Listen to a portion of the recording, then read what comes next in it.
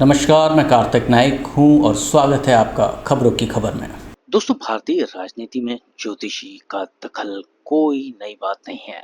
प्राचीन काल से ही राजा महाराजा अपने फैसलों के लिए ज्योतिषियों की सलाह जरूर लेते थे और आज भी यह परंपरा कायम है। नरेंद्र मोदी के नेतृत्व में बीजेपी ने पिछले एक दशक में शानदार प्रदर्शन किया है, लेकिन अब सवाल यह है कि उनके बाद पार्टी किसे अपना चेहरा बनाएगी।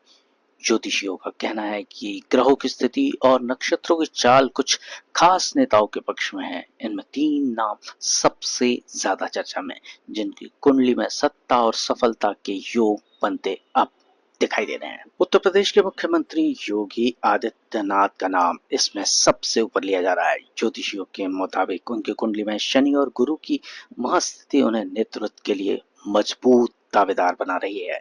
योगी की सख्त छवि और हिंदुत्व की राजनीति उन्हें बीजेपी कार्यकर्ताओं के बीच लोकप्रिय बनाए हुए है।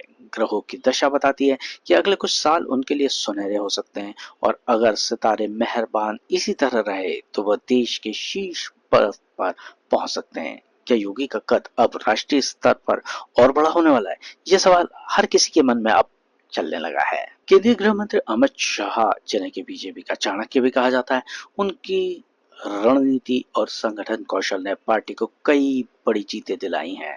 ज्योतिषों के जानकारों के अनुसार उनकी कुंडली में राहु और चंद्रमा की स्थिति उन्हें सत्ता के बेहद करीब रखती है। शाह की मेहनत और मोदी के साथ उनकी करीबी उन्हें इस दौड़ में मजबूती प्रदान कर रही है।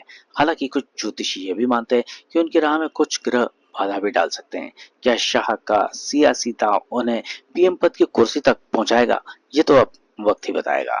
वहीं बीजेपी के एक और कद्दावर नेता केंद्रीय मंत्री नितिन गडकरी भी इस दौड़ में ज्यादा पीछे नहीं है।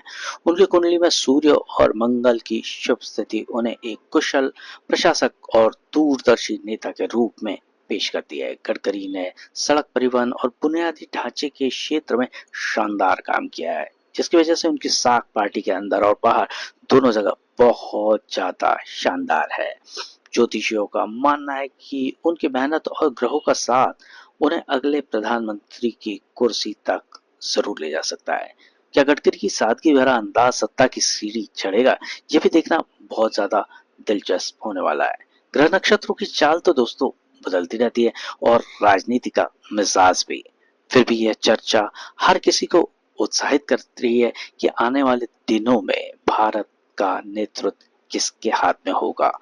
आप अपनी राय कमेंट बॉक्स में हमें जरूर लिखकर बताइए कि आप किस नेता को आने वाले दिनों में नरेंद्र मोदी के बाद भारत का प्रधानमंत्री देखना चाहते हैं। तो ये थी आज की खबरों की खबर। देखते रहिए खबरी, क्योंकि खबरी की है हर खबर पर नजर। नमस्कार।